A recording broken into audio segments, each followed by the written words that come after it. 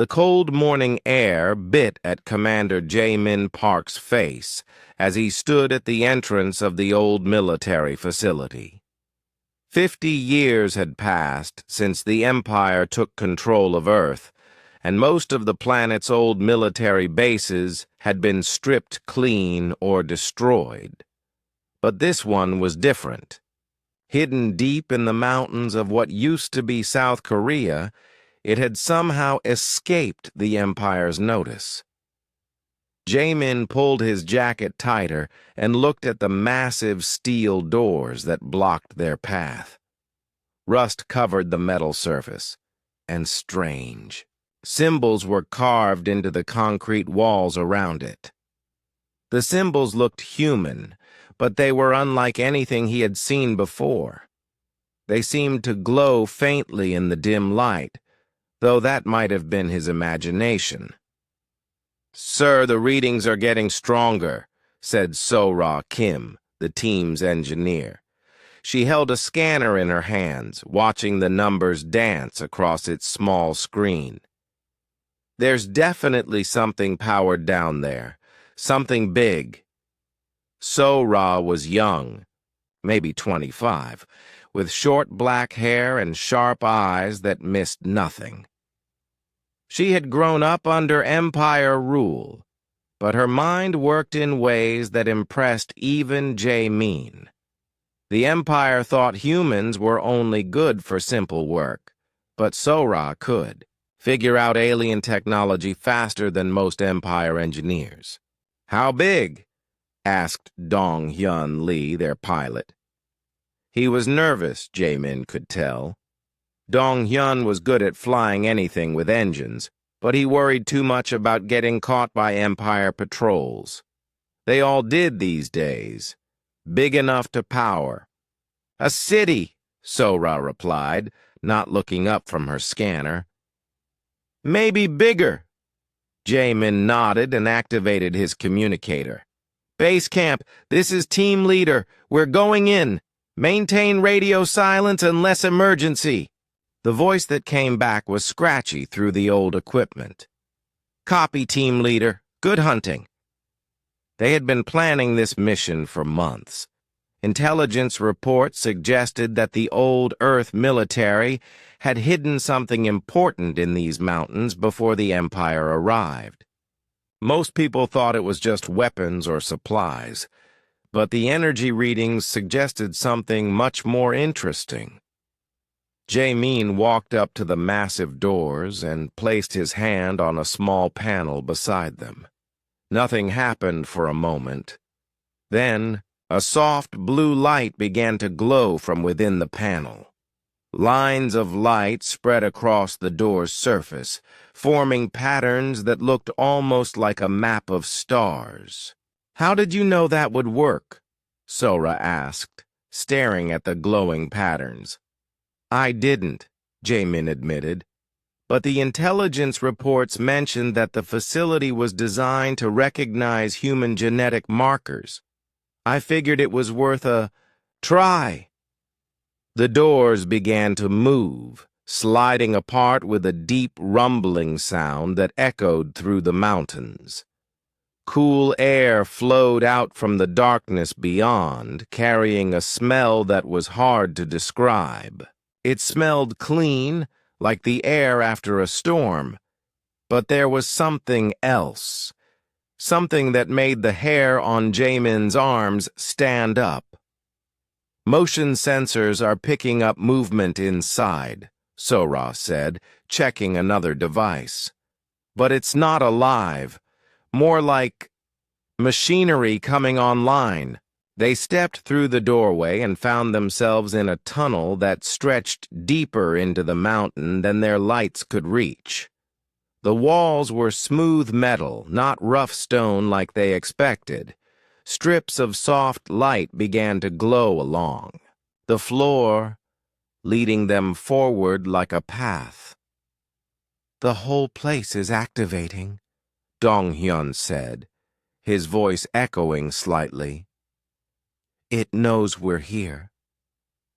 They followed the lights deeper into the facility.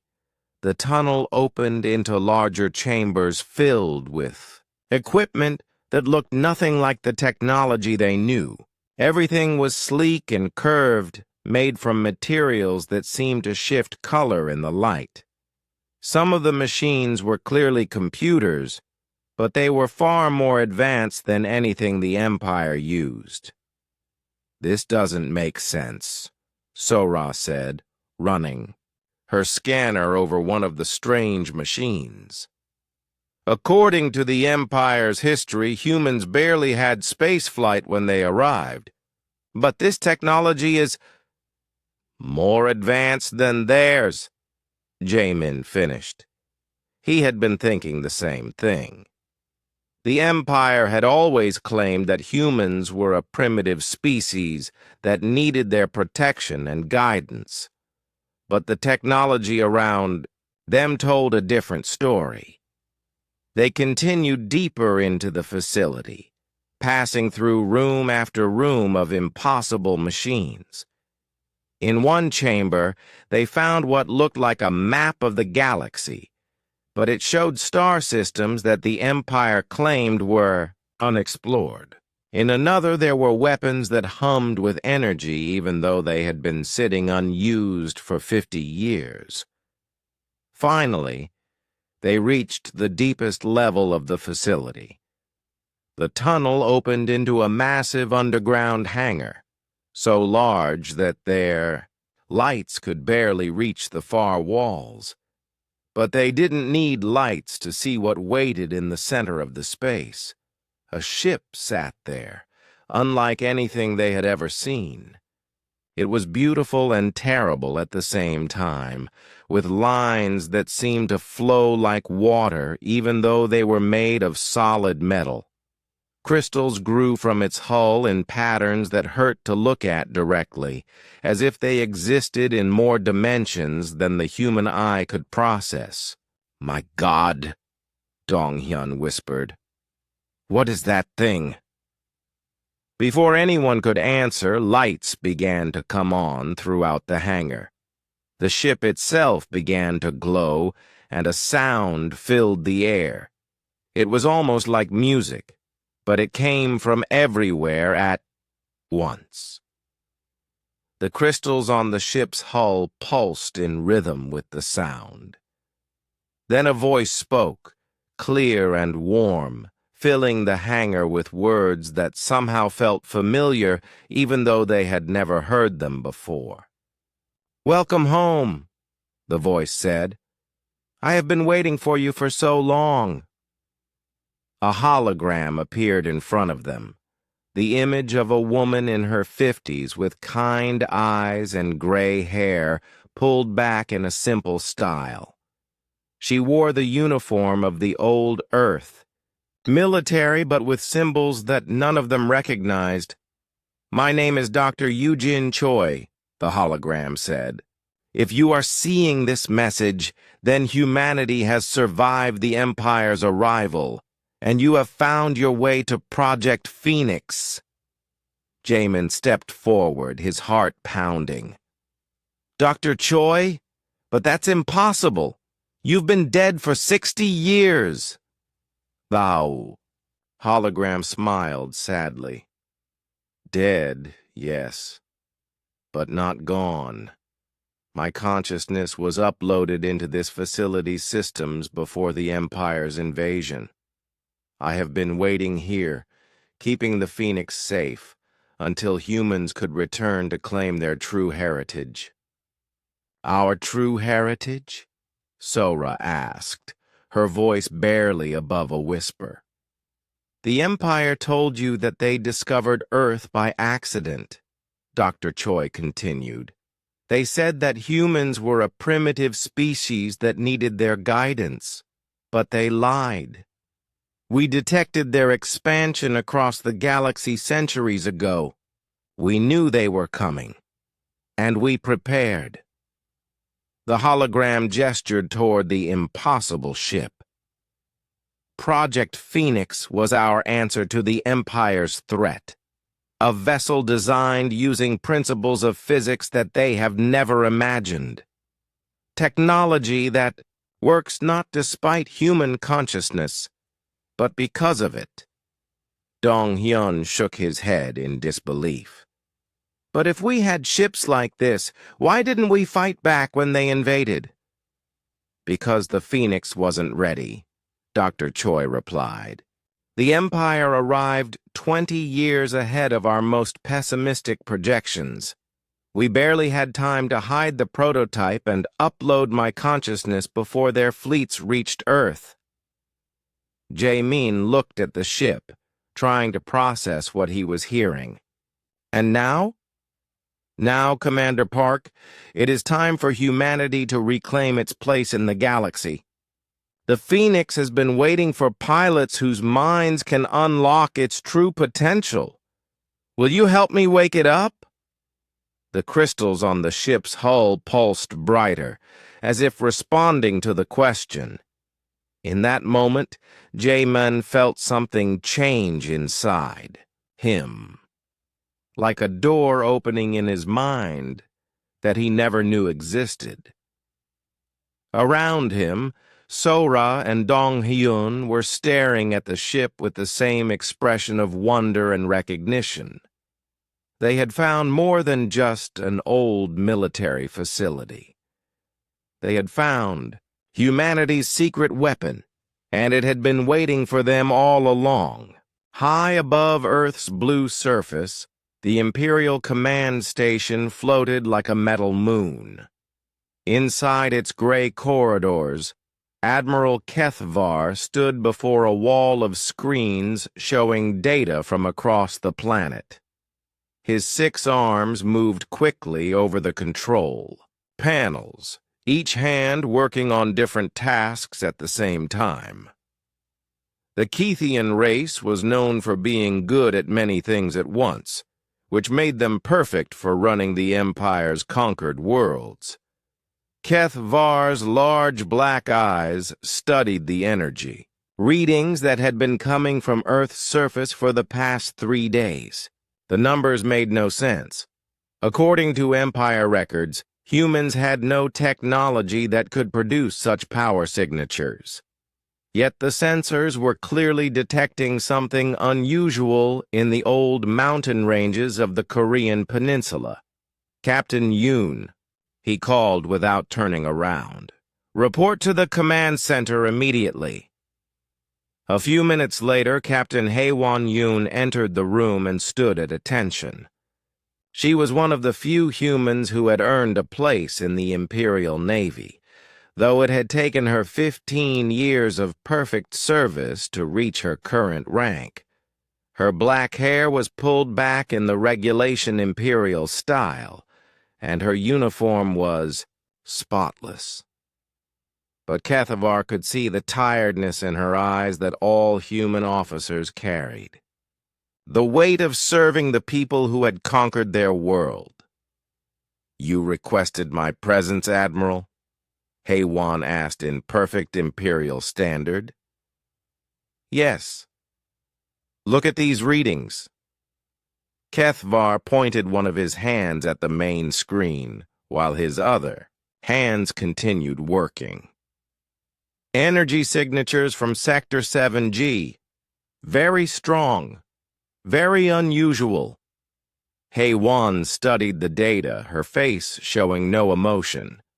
She had learned long ago that showing too much interest in anything related to human activities could be seen as suspicious. "The readings appear to be artificial in origin, sir. But I see no records of any Imperial installations in that area." Exactly. Kethvar finally turned to face her, his tall, thin body moving with the fluid grace of his species. "Which means either our records are wrong or humans are hiding something from us." The words hung in the air like a threat. Both of them knew that humans hiding advanced technology was considered impossible by Imperial doctrine. The official history taught that Earth's people were barely out of their caves when the Empire found them. They were kept alive because they were useful for simple work, but the idea that they could develop anything threatening was laughable. "What are your orders, sir?" HFY asked, though she already knew what he would say. "Take a patrol squadron to investigate.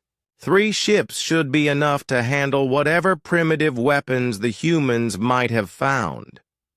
Kethvar's voice carried the casual confidence that all Imperial officers used when talking about human capabilities.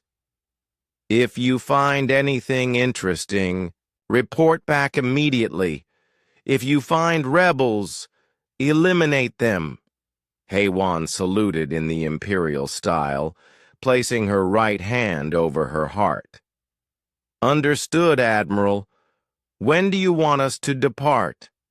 "Within the hour." "And Captain?" Kethvar's black eyes seemed to look right through her. "I chose you for this mission because you understand humans better than most Imperial officers. If there is something down there that threatens the Empire's control of this world, I need to know about it."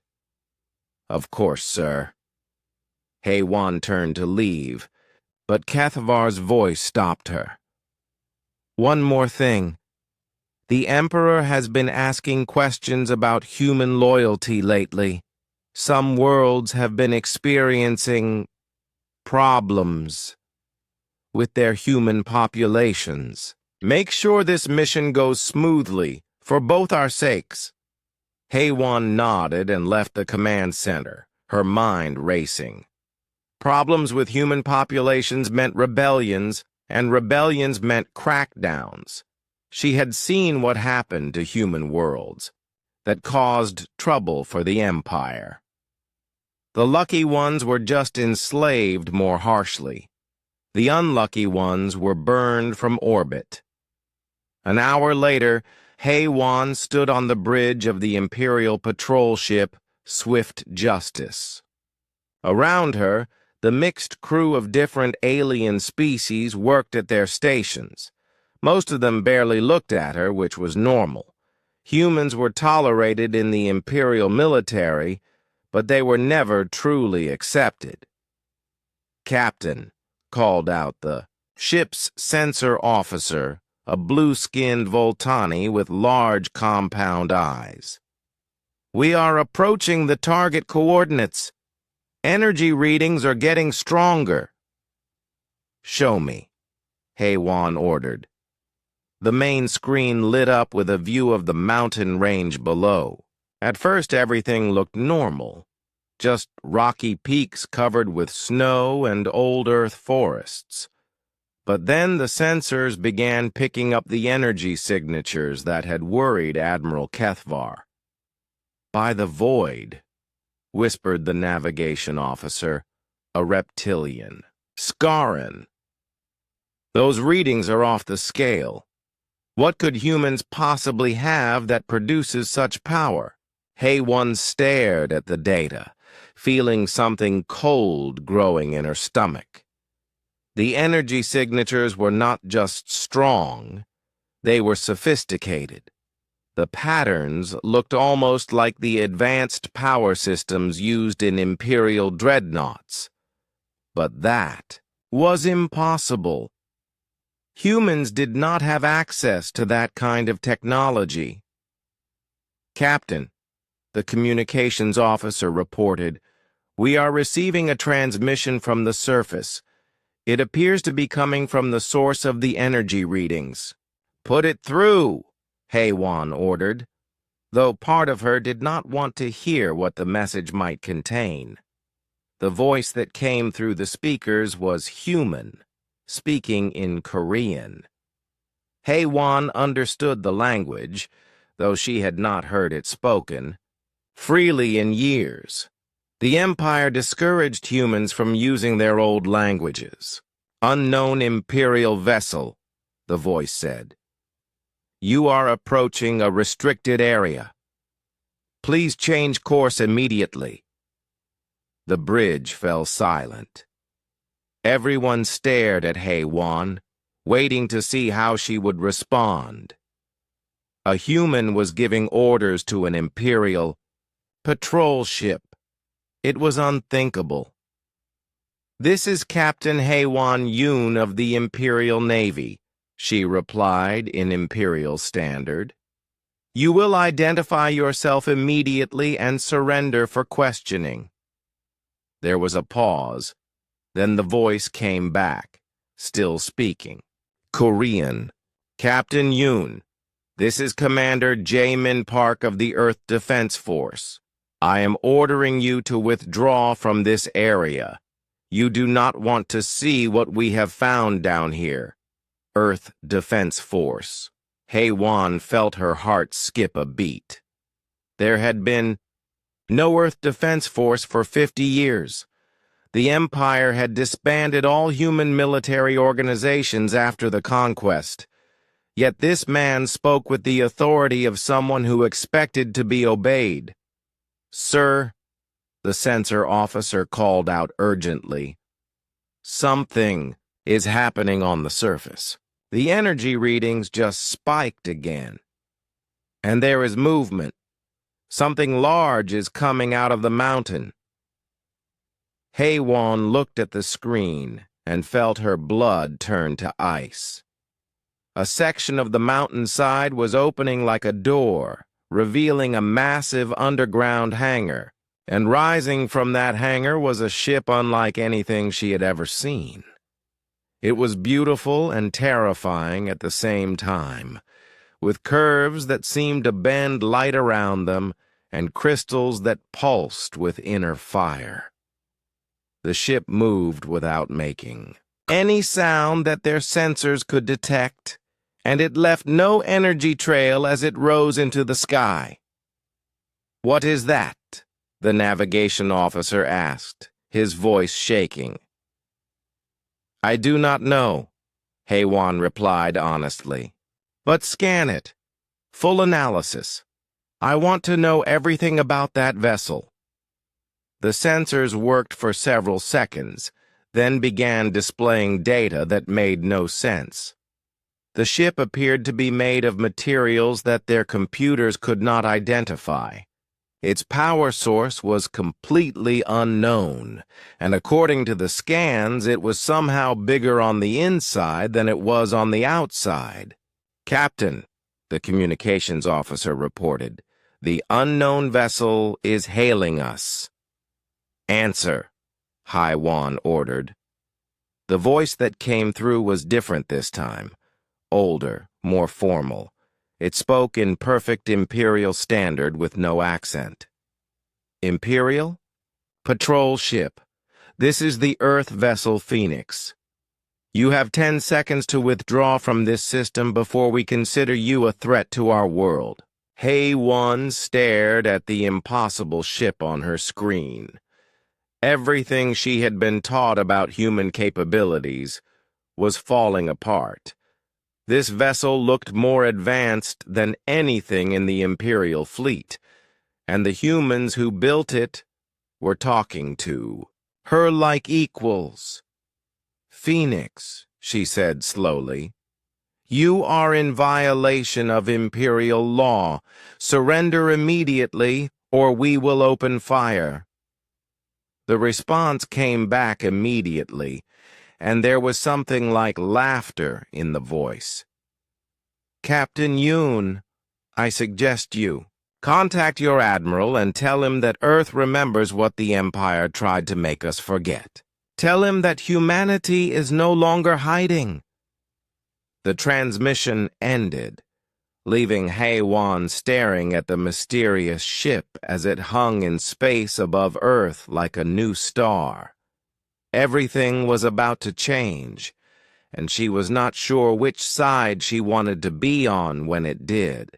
Back in the underground hangar, Sora Kim stood before a wall of glowing panels that hummed with energy she could barely understand. Her hands moved across the strange controls, following instructions that seemed to appear in her mind without her having to think about them. It was as if the Phoenix was teaching her how to use its systems by speaking directly to her thoughts. "This is incredible," she whispered. watching data flow across screens in languages that looked human but felt older than anything she had ever seen. The ship's computer is not just artificial intelligence. It is something else entirely. Dr. Eugene Choi's hologram stood beside her, watching with the patient smile of a teacher watching a student discover something wonderful. The Phoenix was designed to work with human consciousness, not just human hands. Your mind is connecting with the ship's quantum processing matrix. In simple terms, you are becoming part of the ship, and it is becoming part of you. Jamin walked around the Phoenix, studying its impossible design. The crystals growing from its hull seemed to pulse in rhythm with his heartbeat, and he could swear he felt something stirring in his mind every time he looked at them directly. Dr. Choi, how is this possible? The Empire has ruled the galaxy for thousands of years. How could Earth have developed technology that is more advanced than theirs? Because, Dr. Choi replied, the Empire never understood what makes humans special. They see intelligence as something that can be measured and copied. But human consciousness is not just intelligence. It is imagination, creativity, and the ability to see possibilities that do not yet exist. Dong-hyun was examining the ship's engines, or at least what he thought were engines. They looked nothing like any propulsion system he had ever seen. Instead of the brutal mechanical force that pushed Imperial ships through space, the Phoenix seemed to have devices that bent reality around them like a soap bubble. These are not engines, he said, shaking his head in amazement. They are reality manipulators. The ship does not move through space. It convinces space to move around it. Exactly, Dr. Choi nodded. The Phoenix operates on principles that the Empire's science cannot even imagine. While they were building bigger guns and stronger armor, we were learning to rewrite the laws of physics themselves. Sora's eyes widened as more information flowed into her mind from the ship's systems. The power source is not fuel or fusion or anything like that. It is powered by human thought itself. The more people who crew this ship, the stronger it becomes. But how did you develop this technology in secret? Jamin asked. The Empire monitors everything. They would have noticed if Earth was working on projects this advanced. Dr. Choi's expression grew sad for a moment. They monitored what they expected to see. Radio signals, nuclear reactions, chemical rockets. But the Phoenix project used quantum mechanics in ways that create no signatures their sensors could detect. We built it in dimensions they do not know exist. The hologram gestured toward the ship, and suddenly the air around them filled with images. Jamin saw flashes of the past. Human scientists working in hidden laboratories, using mathematics so advanced, it looked like magic. He saw them discovering that human consciousness could interact with quantum fields in ways that alien minds could not. He saw them realize that humanity was not just another species, but something unique in the galaxy. We are not the first intelligent species the Empire conquered, Dr. Choi continued, but we are the first whose minds work the way ours do. Every other race thinks in patterns the Empire can understand and control. Human consciousness is chaotic, unpredictable, and capable of leaps of logic that break their models of how intelligence should work. Sora was now fully connected to the Phoenix's systems. Her consciousness merged with the ship's quantum matrix. Information poured through her mind at speeds that should have been impossible to process. But somehow she understood. All of it. She saw the ship's capabilities, its weapons that could unmake matter at the subatomic level, its shields that existed in 17 different dimensions simultaneously. "The Phoenix is not just a ship," she said, her voice filled with wonder. "It is a living thing. It thinks and feels and learns, and it has been dreaming while it waited for us." "What has it been dreaming about?" Dong-hyun asked.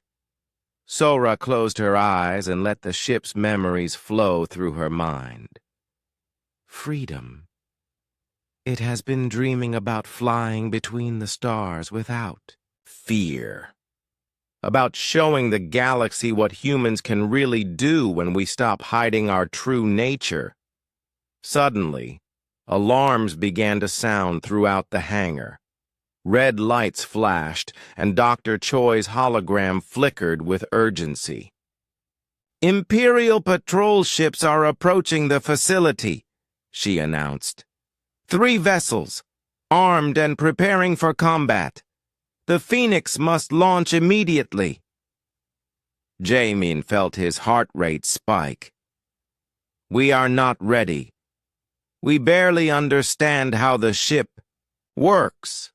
"You understand more than you think," Dr. Choi replied. "The Phoenix has been teaching you while we talked. Your minds are already connected to its systems. You just need to trust yourself." Sora opened her eyes and looked at her companions. "She is right. I can feel the ship's systems in my mind. I know how to fly it, even though I have never seen anything like it before. The Phoenix is sharing its knowledge with us." Dong-hyun moved to what looked like a pilot station, placing his hands on controls that seemed to reshape themselves to fit his grip perfectly. "The flight systems are responding to my thoughts. It is like the ship wants to fly as much as we want to escape."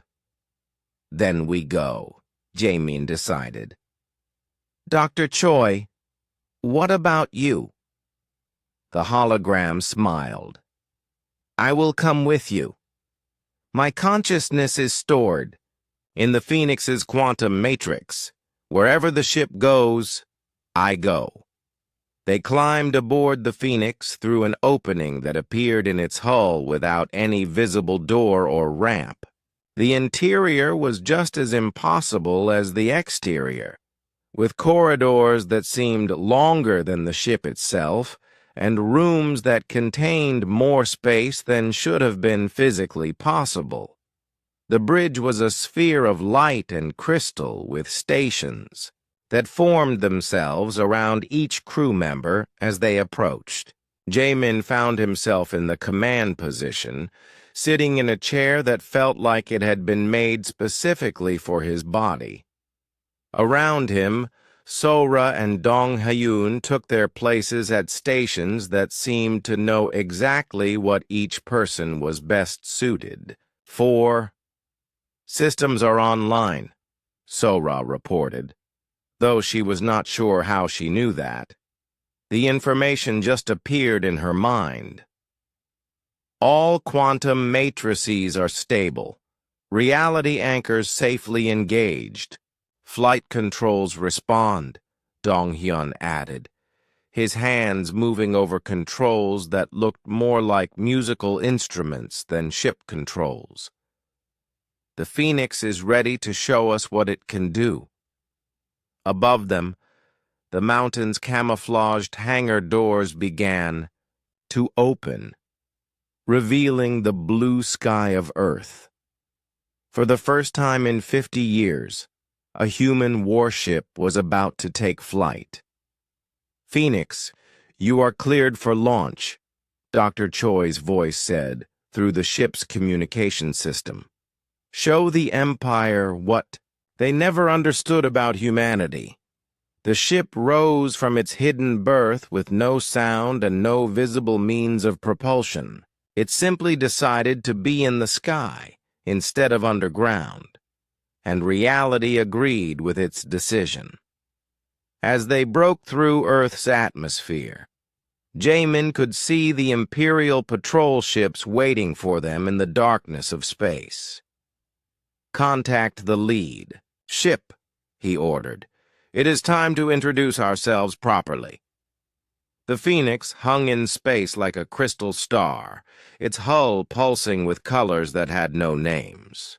Inside, 3 humans who had lived their entire lives under Imperial rule prepared to show the galaxy that humanity had never been as helpless as their conquerors believed. The age of hiding was over. The age of the Phoenix had begun. The Phoenix drifted through space like a living jewel, its crystalline hull catching starlight and bending it into colors that should not have existed. On the bridge, Dong-Hyun Lee felt the ship responding to his thoughts as naturally as his own body. The flight controls were not really controls at all, but extensions of his will made physical. 3 Imperial patrol ships dead ahead, so Ra Kim reported from her station. The information flowed directly from the Phoenix's sensors into her mind, showing her details about the enemy vessels that no normal scanner could detect. The lead ship is the Swift Justice, commanded by Captain Haewon Yoon. Jamin Park studied the tactical display that appeared in the air before him. The Imperial ships were arranged in a standard patrol formation, weapons powered but not yet aimed. They were clearly waiting to see what this strange human vessel would do. A human captain, he mused. That changes things. How so? Dong-Hyun asked, adjusting their position with a thought. The Phoenix moved like liquid light, sliding between dimensions in ways that made the Imperial sensors confused about where it actually was. "Because she will understand what it means for humans to have a ship like this," Jamin replied. "The alien officers see us as primitive animals who found a dangerous toy. But Captain Yoon will know that if we built the Phoenix, we are not what the Empire thinks we are." Dr. Yoo-Jin Choi's voice came through the ship's communication system. "Incoming transmission from the lead Imperial vessel. Captain Yoon is requesting communication." "Put her through," Jamin ordered. The main view screen shimmered and showed the bridge of the Swift Justice. Captain Haewon Yoon sat in the command chair, her face carefully controlled, but her eyes showing the shock she was trying to hide. Behind her, alien crew members stared at the Phoenix with expressions ranging from confusion to fear. "This is Captain Haewon Yoon of the Imperial Navy," she said in Imperial Standard, her voice steady despite what Jamin could see in her eyes. "Unknown vessel, you are in violation of Imperial space law. Identify yourself and prepare to be boarded for inspection." Jamin stood up from his command chair, knowing that she could see him clearly on her screens. He spoke in Korean, the language of their shared homeland that the Empire had tried to make them forget. "Captain Yoon, I am Commander Jamin Park, of the Earth vessel Phoenix. We are not in violation of any legitimate law. We are in Earth space, defending our world from foreign occupation." He saw her flinch slightly at his words. The alien crew members around her looked confused, not understanding the Korean language. But Haewon understood perfectly, and she knew exactly what he was saying. "Commander Park," she replied, switching to Korean herself. "You are placing yourself and your crew in extreme danger. The Empire does not tolerate unauthorized human military activity. Surrender now, and I will ensure you are treated fairly." "Look at our ship, Captain," Jamin said calmly. "Look at it with your sensors, with your eyes, with your heart. Tell me honestly that you think we need the Empire's protection." On the Swift Justice's bridge, the sensor officer was whispering urgently to Captain Yoon. Jamin could not hear the words, but he could see the fear in the alien's compound eyes as he reported what his instruments were telling him about the Phoenix. "Your vessel appears to be of unknown design," Haywan said carefully. "Where did you acquire this technology?" "We built it," Sora said, her voice carrying clearly over the communication channel. "We built it with human science, human engineering, and human dreams. Everything the Empire told you about human capabilities was a lie." The bridge of the Swift. Justice fell silent. Jamin could see the alien crew members looking at each other with growing concern. The idea that humans could build technology more advanced than the Empire's was not just surprising to them. It was terrifying.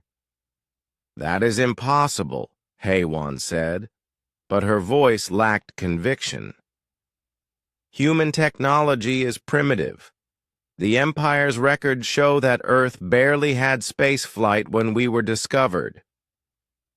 The Empire's records show what we wanted them to show," Dr. Eugene Choi's voice said, her hologram appearing on the Phoenix's bridge where the Imperial cameras could see her. "We hid our true capabilities because we were not ready to face the Empire in open war, but we were never as helpless as we pretended to be." Haywan stared at the hologram, her face going pale.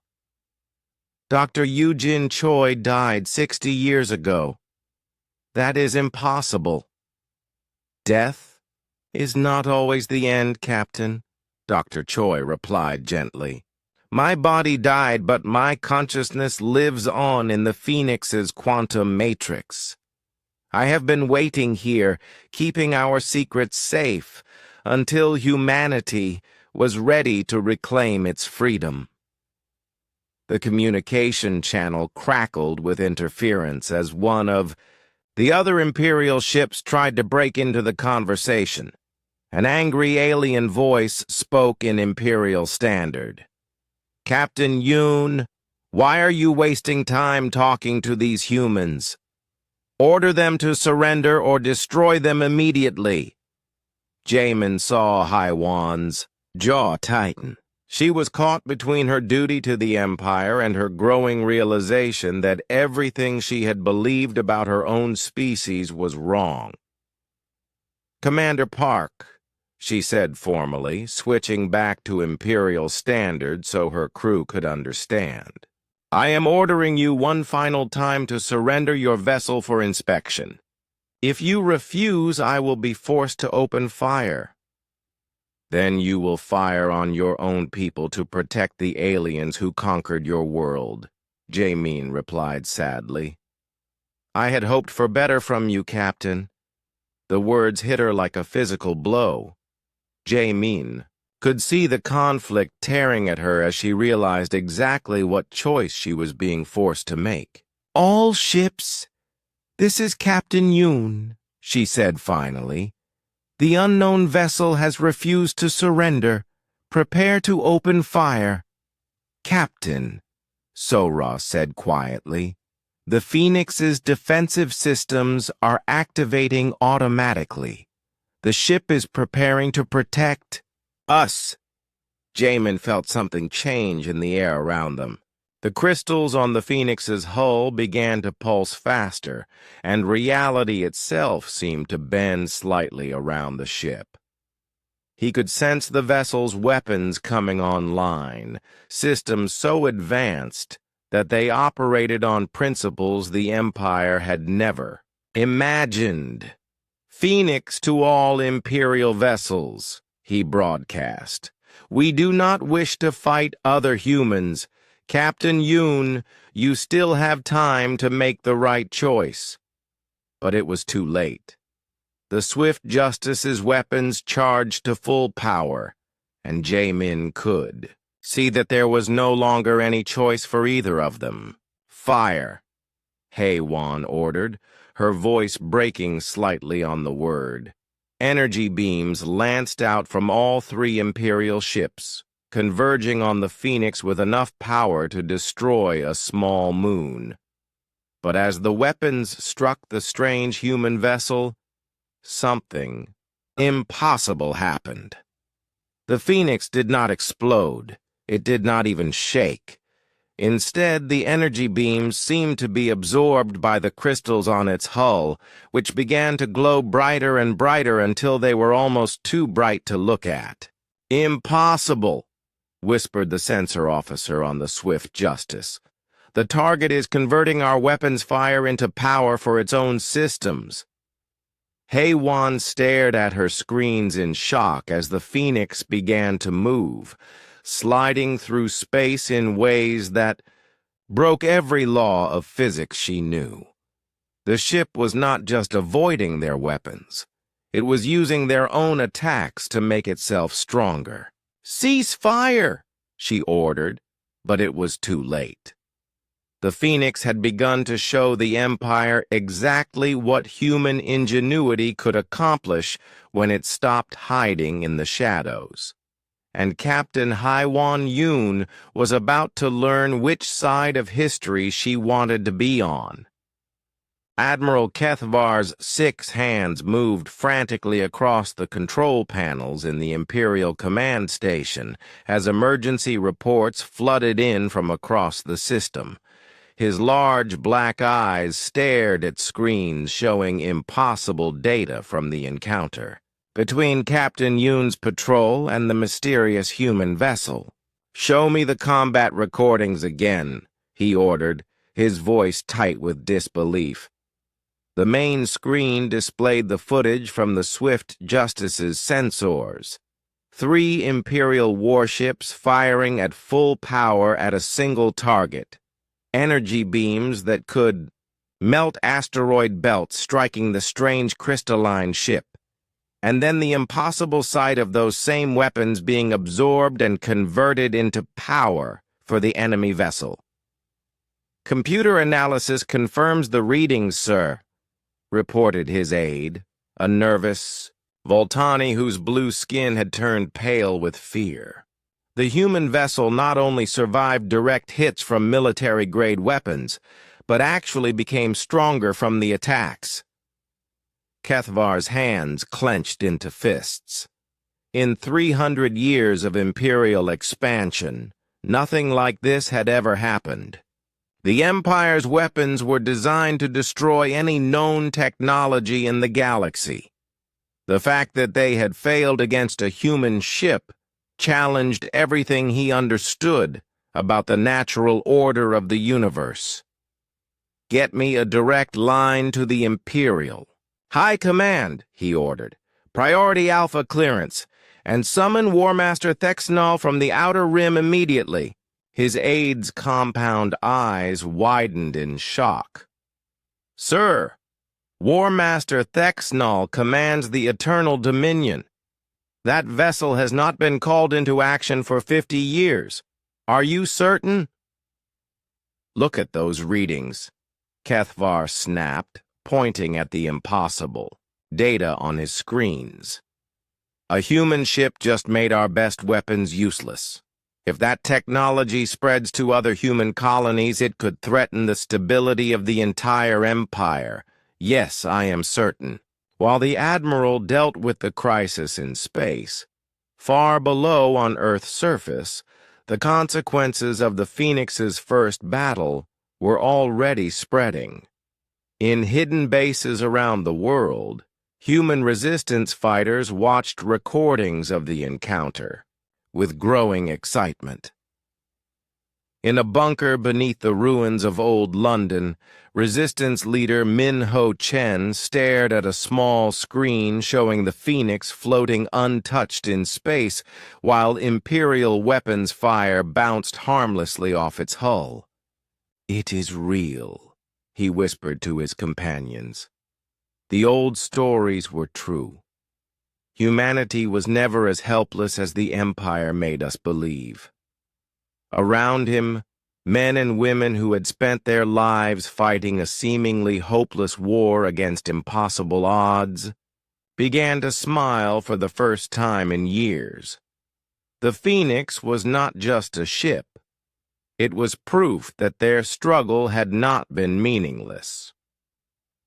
"Send word to all resistance cells," Minho ordered.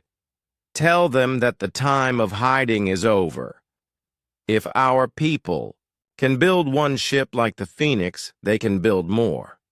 Similar scenes played out in hidden bases across the galaxy.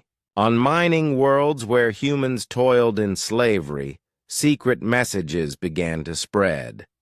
On farming planets where human families lived under constant surveillance, whispered conversations started in the darkness. The Empire had always told humanity that resistance was futile because humans were too weak to fight back. But the Phoenix had just proved that was a lie. Back in space above Earth, Captain Haewon Yoon sat in her command chair, staring at the Phoenix as it hung motionless in the void. Her weapons had failed completely.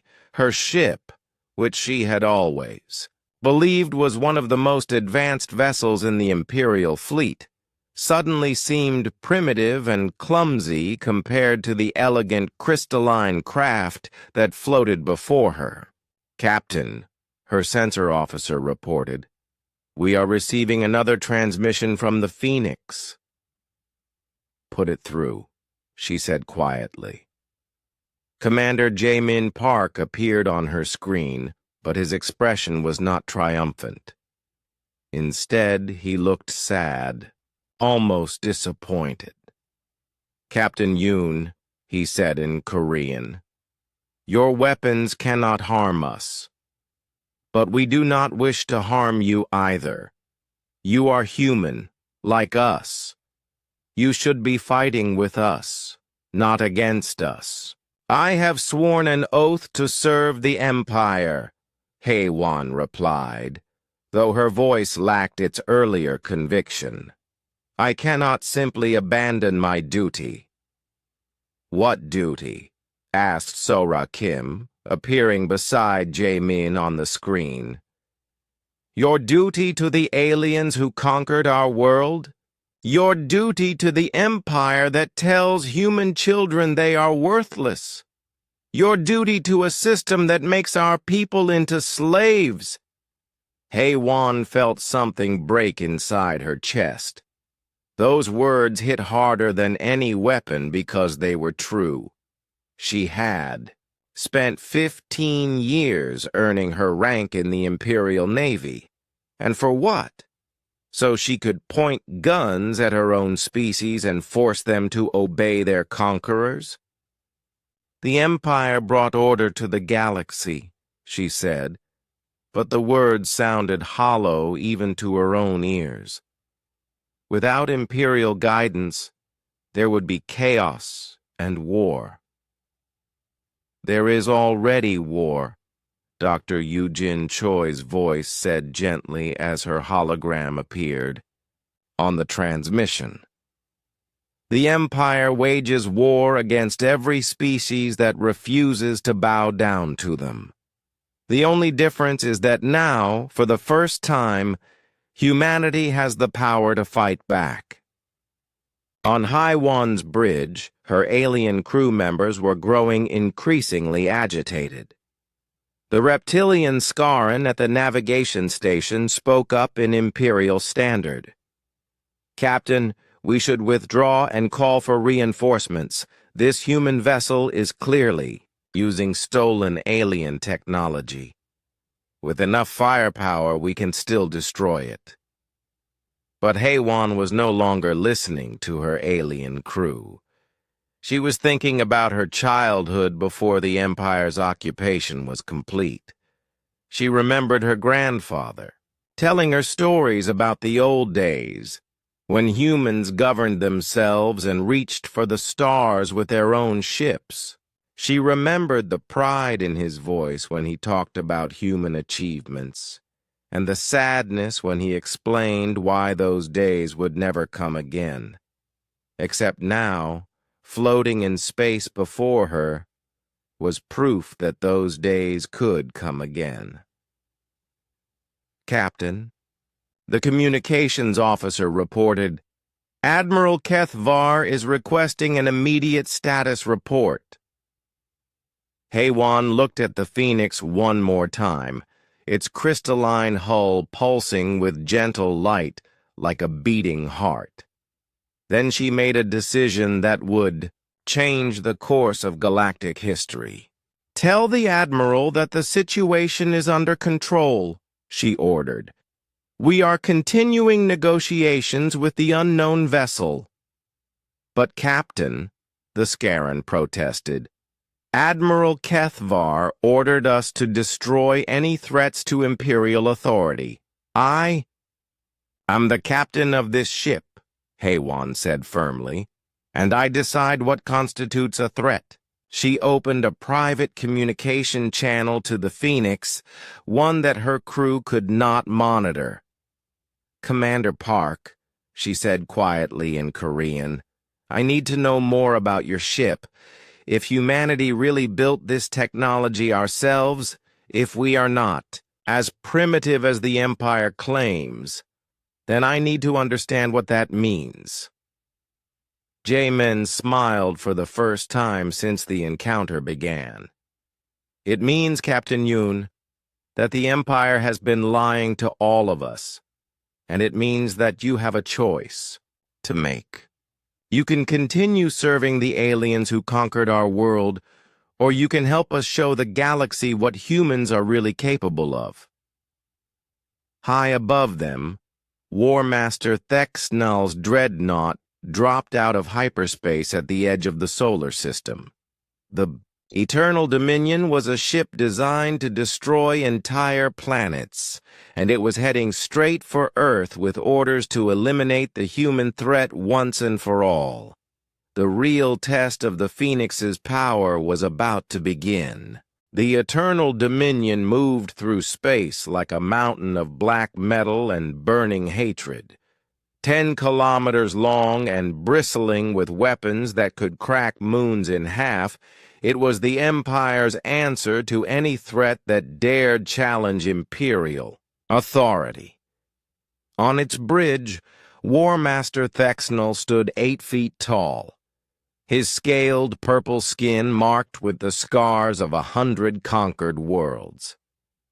"Show me this human vessel that thinks it can defy the Empire," he growled in his deep voice, his 4 arms crossed behind his back in the traditional pose of Vraxian commanders.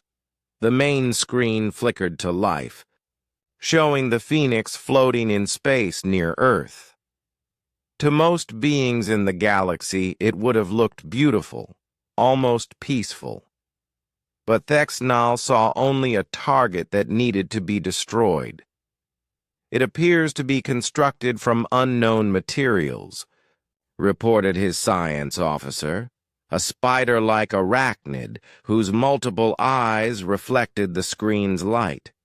"Our sensors cannot determine its exact composition or power source." "I do not care what it is made of," Thexnal said coldly. "The Eternal Dominion has destroyed every type of vessel in the galaxy. This will be no different." But even as he spoke, something nagged at the back of his mind. In 50 years of commanding the Empire's most powerful warship, he had never encountered technology that Imperial sensors could not analyze. The fact that this human ship remained a mystery suggested that humanity might be hiding capabilities that went far beyond what anyone had imagined. Near Earth, the Phoenix detected the massive dreadnought's approach long before Imperial sensors, spotted the smaller human vessel. On the bridge, Sora Kim watched the tactical display with growing concern as data flowed directly from the ship's quantum sensors into her mind.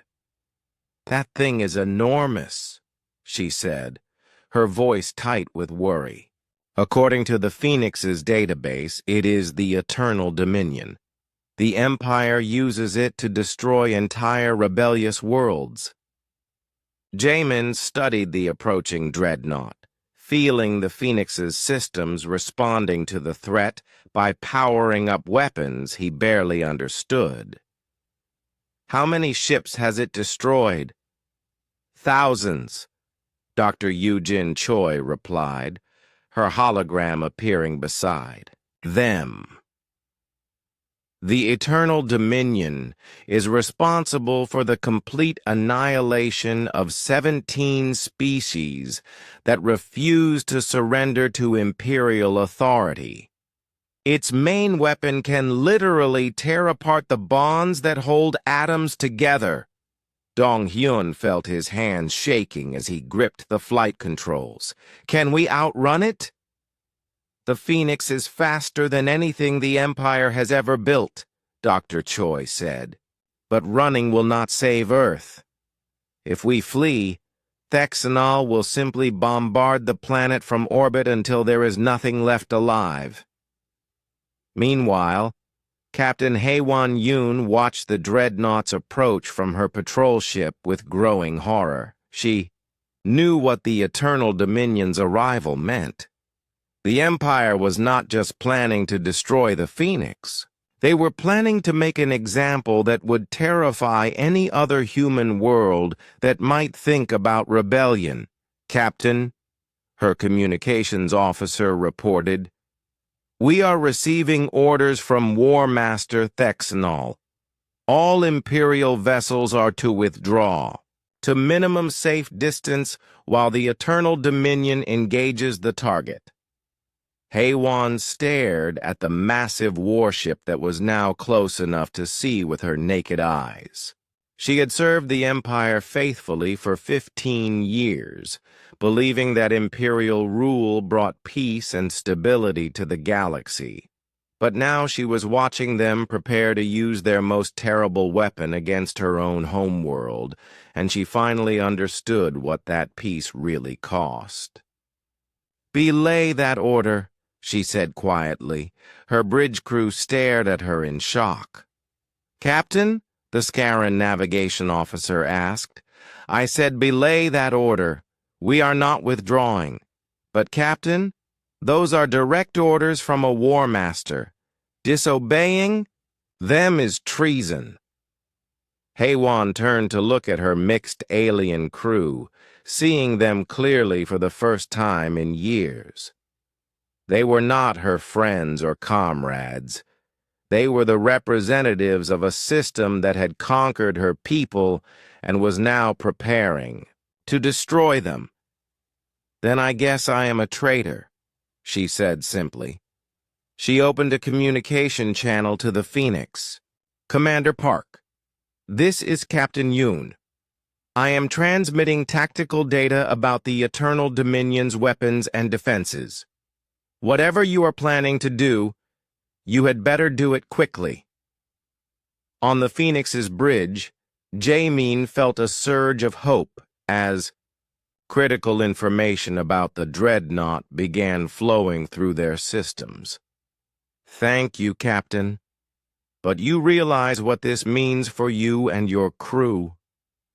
"It means we have finally chosen the right side," Haewon replied. The moment of decision had arrived. War Master Thexnol's voice boomed across all communication channels in the system. "Human vessel, you have demonstrated technology that threatens Imperial security. By order of the Galactic Empire, you will surrender immediately or be destroyed. You have 60 seconds to comply. Dr. Eugene Choi's hologram looked at Jae-min with sad but determined eyes. Commander, the Phoenix was built for this moment. For 50 years I have been waiting for the day when humanity would have to choose between freedom and slavery. That day has come. Jae-min felt the weight of history pressing down on him. The decision he made in the next few moments would determine not just the fate of his crew, but the future of every human in the galaxy. Phoenix to eternal dominion, he broadcast on an open channel. This is Commander Jae-min Park of the Earth Defense Force. We do not surrender, we do not bow down, and we do not accept the Empire's authority over our world. Thexnal's laughter echoed across space, cold and cruel. Then you have chosen extinction, human. Let this be a lesson to any other species that thinks they can defy imperial will. The Eternal Dominion's main weapon began to charge, energy building in its massive forward cannon until space itself seemed to bend around it. This was the weapon that had burned entire civilizations from the galaxy, leaving nothing behind but cooling asteroids and the Empire's warnings to future rebels. But as the dreadnought prepared to fire, something unexpected happened. The Phoenix began to change. Its crystalline hull started to glow brighter and brighter, and the space around it began to ripple like water. Energy crackled between the crystals in patterns that seemed to exist in dimensions that normal space could not contain. "What is that thing doing?" Thexnal demanded, staring at his sensors as they registered energy readings that made no sense. "Sir, the human vessel appears to be charging some kind of weapon system," his science officer reported. "But the energy patterns are unlike anything in our database." On the Phoenix's bridge, Sora Kim felt the ship's quantum consciousness expanding, reaching out to touch the fundamental forces that held reality together. "The Phoenix is preparing its ultimate weapon," she said in wonder. "It is going to show the Empire what human science can really accomplish."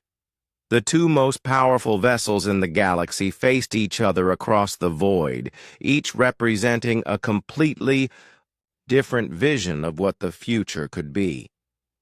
In moments, one of them would cease to exist, and the course of galactic history would be changed forever. The battle that would decide the fate of humanity was about to begin. Space itself seemed to hold its breath as the two impossible vessels faced each other across the void. The Eternal Dominion's main weapon had finished charging, its forward cannon glowing with enough destructive power to shatter planets.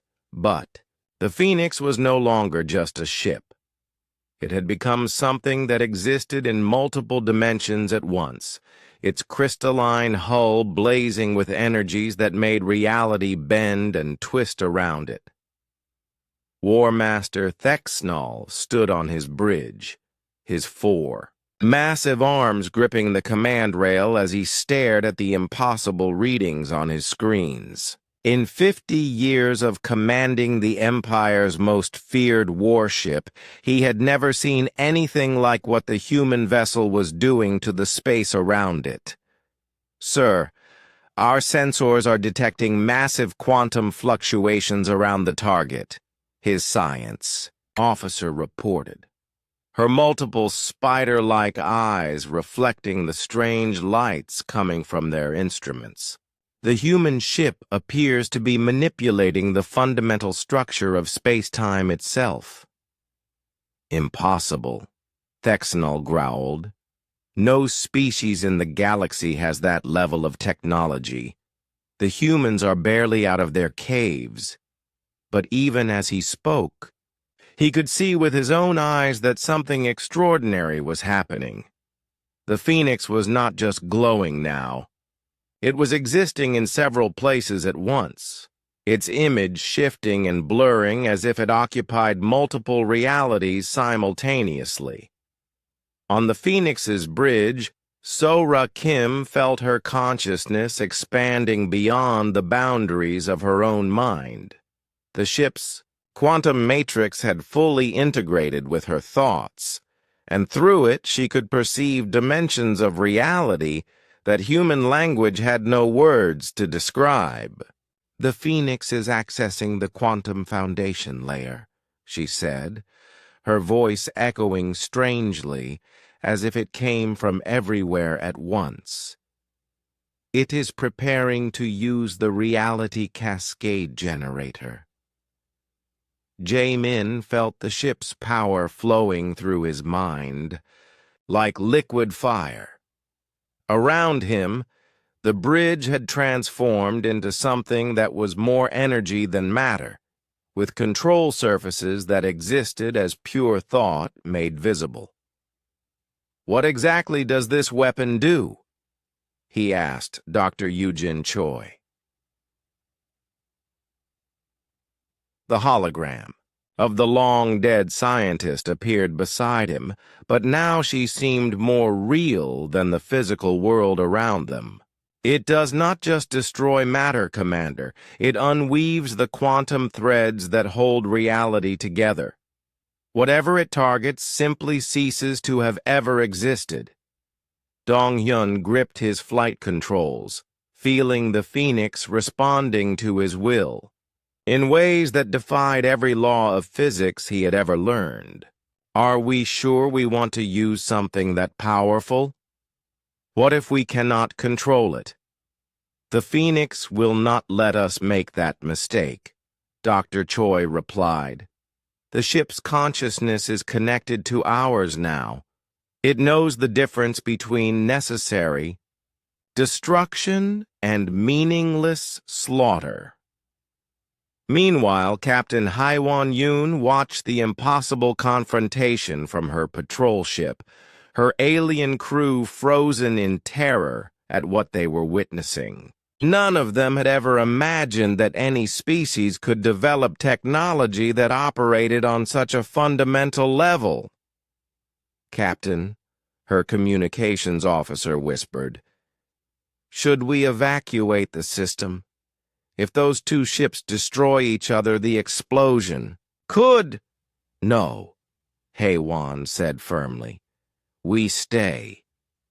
If humanity is making its stand here, then this is where we belong." She opened a channel to the other two Imperial patrol ships in her squadron. "All vessels, this is Captain Yoon. You are ordered to withdraw to minimum safe distance and observe only. Do not interfere with the engagement." "Captain Yoon," came an angry reply from one of the other ship commanders. "You do not have authority to countermand War Master Thexnal's orders." "I have authority over my own conscience," Haiwan replied, then cut the communication. On the Eternal Dominion, Thexnal had seen enough.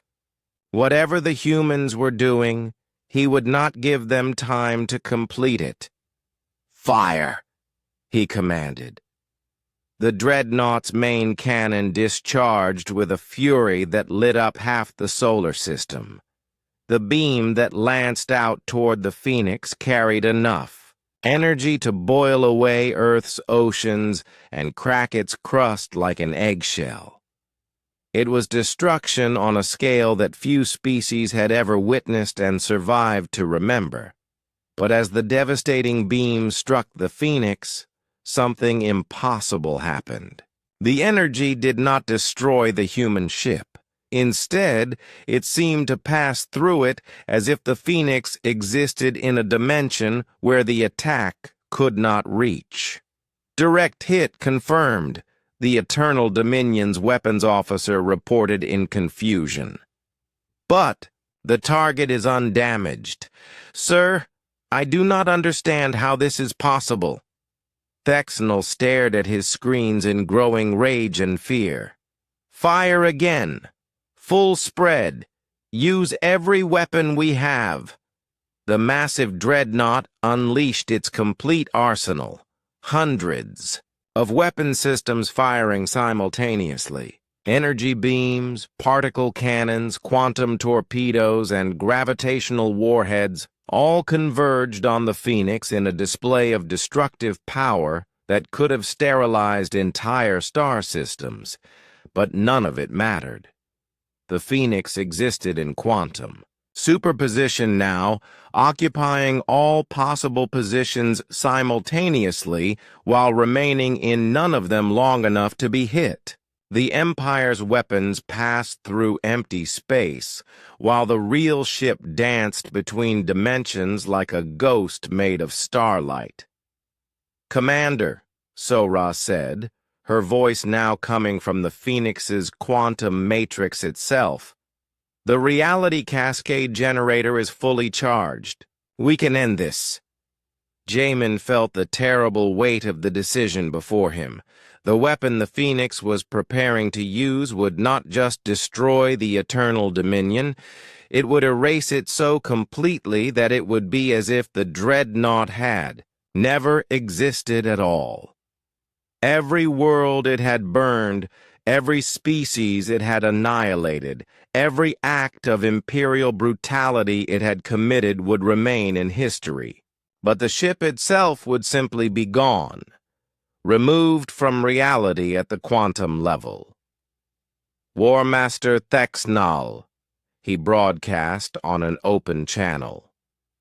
"This is your final warning. Withdraw your vessel immediately, or face the consequences of threatening Earth." Thexnal's reply came back filled with rage and disbelief. "I am War Master of the Vraxian fleet. I have burned 1,000 worlds. I do not retreat from primitive humans." "Then you have made your choice," Jamin said sadly. He felt the Phoenix's consciousness touch his mind one final time, asking for permission to use the weapon that would change everything. Around him, his crew stood ready. Their thoughts merged. With the ship's quantum matrix, their human consciousness providing the unpredictable creativity that made such impossible technology function. "Phoenix," he said quietly, "show the galaxy what happens when humanity stops hiding." The space around the Phoenix began to collapse inward on itself, reality folding like origami as the ship reached into the quantum foundation of existence itself. Energy that had never before been harnessed by any living being flowed through the vessel's crystalline matrix, guided by human minds that refused to accept the limitations that other species considered absolute. The reality cascade generator fired. What happened next could not be properly described in any language, because it involved the manipulation of concepts that were more fundamental than words. The Eternal Dominion did not explode. It did not break apart. It simply stopped being, as if the universe suddenly forgot that it had ever existed. The effect rippled outward from the point where the dreadnought had been, and every Imperial vessel within a light year simply vanished. Not destroyed, not scattered to atoms, but edited out of reality itself by a force that operated beyond the comprehension of anyone except the human minds that had learned to wield it. War Master Thexnal had just enough time to realize that he had underestimated humanity for the last time before he ceased to exist entirely. In the silence that followed, the Phoenix hung alone in space, its hull still glowing with the after effects of forces that should not have been possible to control. The Empire's most feared weapon was gone, and with it, the myth of imperial invincibility. 3 months after the Eternal Dominion ceased to exist, the galaxy was a different place. News of the impossible battle had spread to every corner of imperial space, carried by traders, smugglers, and secret resistance networks that had waited centuries for hope. The Empire's most feared warship had simply vanished, erased from reality by a human vessel that most species had thought were primitive cave dwellers. On Earth, in the same underground facility where they had first discovered the Phoenix, Min Park stood before a wall of screens showing reports from across the galaxy. Each screen told the same story in different languages from different worlds. The age of unquestioned imperial dominance was ending. Rebellion on Kepler 442, So-Ra Kim reported, reading from a data stream that flowed directly into her mind through her neural link with the facility's quantum computers. The mining colonies have declared independence and are requesting human assistance. Add them to the list, Jamin replied. The list had grown long. Dozens of worlds that had lived under imperial rule for generations were now openly defying their alien overlords, inspired by the knowledge that humanity had broken the Empire's greatest weapon. Dong-Hyun Lee walked over from another bank of controls, his face showing the exhaustion that came from weeks of non-stop work. The 7th Phoenix-class ship is ready for launch. Captain Min-Jung Park will take command tomorrow. My sister? Jamin asked, surprised. She volunteered. Dong-Hyun grinned. Apparently saving the galaxy runs in your family. Through the facility's windows, they could see the construction yards that had been carved into the mountainside. Where once there had been only the single prototype Phoenix, now there were dozens of ships taking shape. Each one was unique, grown rather than built, using techniques that combined human engineering with principles of quantum mechanics that the Empire's scientists could not even imagine. The ships needed human crews to function. The quantum consciousness, technology that powered them, could only be operated by minds that thought in the chaotic, unpredictable patterns that made humanity unique among galactic species. Other races thought in straight lines.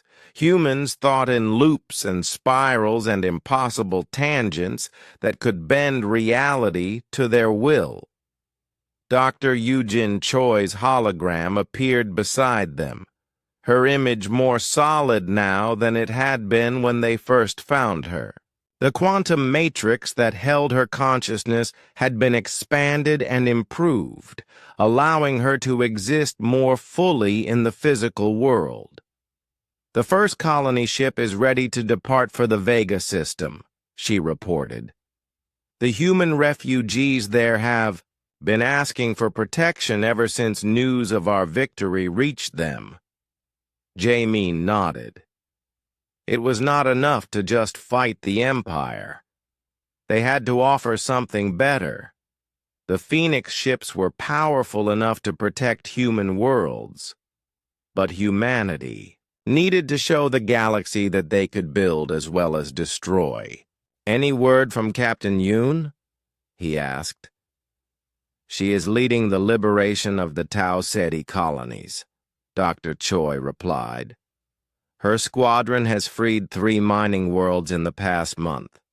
The Empire is pulling back from the Outer Rim rather than face Phoenix. Ships in battle. Captain Haewon Yoon had become one of their most effective commanders.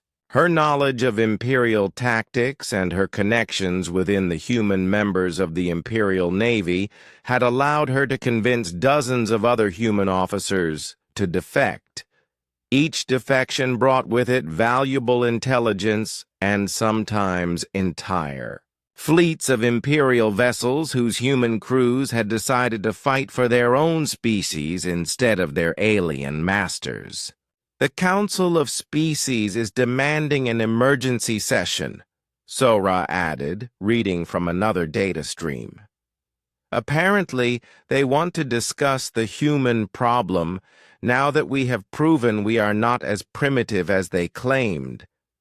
Jamin laughed bitterly. "Now they want to talk. Where was this council when human worlds were being enslaved?" "They are afraid," Dr. Choi said simply. "For thousands of years, the Empire has maintained control by convincing everyone that resistance is hopeless. But we have proven that even the Empire's greatest weapons can be defeated. Now every oppressed species in the galaxy is wondering what they might be capable of if they stopped believing Imperial propaganda." The reports coming in from across the galaxy supported her words. The Andromedans had started sabotaging Imperial supply lines. The Centauri had declared several of their worlds autonomous zones.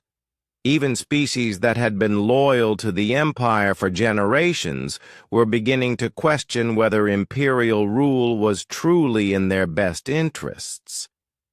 But the most important, changes were happening among humans themselves. For 50 years, most human colonies had accepted their fate as a conquered people. They had believed the Empire's claims that humanity was too weak and primitive to govern itself. The Phoenix had shattered that belief in a single battle. "Sir," called out one of the technicians working on the new ships, "we are getting reports from the Proxima Centauri system. The human population there has overthrown the Imperial governor and declared independence." "How many ships can we spare for protection?" Jamin asked. 3 Phoenix-class vessels are completing final trials," Dong-Yun replied. "They could be there within a week. Send them. And send a message to all human worlds. Anyone who wants freedom just has to ask for it. We will not abandon our people again." As the day wore on, more reports came in. Some were victories. Human worlds declaring independence. Imperial forces retreating. Species that had been enslaved for generations finally believing that freedom was possible. But there were also defeats. Worlds where the Empire crackdown had been swift and brutal. Colonies where human populations had been relocated or worse, for showing signs of rebellion. "The Empire is scared," Sora observed as she processed the data. "They are acting like a wounded animal, lashing out at anything they think might threaten them." "Let them be scared," Jamin replied. "Fear makes people make mistakes, and the Empire has been making a lot of mistakes lately. The biggest mistake the Empire had made was underestimating what humanity could accomplish when they stopped hiding their true nature. The Phoenix ships were just the beginning. In research facilities across Earth, human scientists were developing technologies that operated on principles the Empire had never imagined. Weapons that existed in multiple dimensions, shields that converted attacks into power, engines that traveled through quantum space instead of normal space. But more importantly, They were developing ways to share this technology with other species. The quantum consciousness techniques that powered the Phoenix ships only worked with human minds. But there were other approaches that could be adapted for different types of thinking. The goal was not just human freedom, but the liberation of everyone who had been crushed under imperial rule. As the sun set over the mountains of Earth, Jamin stood on the observation deck and looked out at the construction yards where dozens of new ships were taking shape.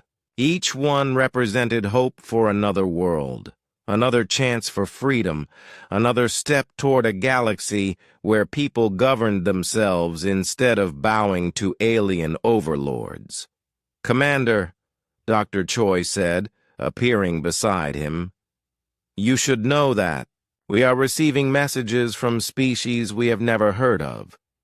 Civilizations that have been hiding in the dark corners of the galaxy, waiting for someone to prove that the Empire could be defeated. They want to join us. All of them? All of them. It seems that the Empire was not as popular as their propaganda claimed. When word spread that a single human ship had erased the eternal dominion from existence, it gave hope to everyone who had lost it." Jamin smiled as he watched a new Phoenix ship rise from its construction cradle, its crystalline hull already beginning to glow with the quantum energies that would carry it to the stars. Humanity had spent 50 years believing. They were weak and helpless. Now they were learning what they had always been capable of. The Empire had forgotten something important when they conquered Earth. They had forgotten that humans never stayed down for long. And now, the galaxy was about to learn why that was. A mistake they would never make again. The age of the Phoenix had truly begun.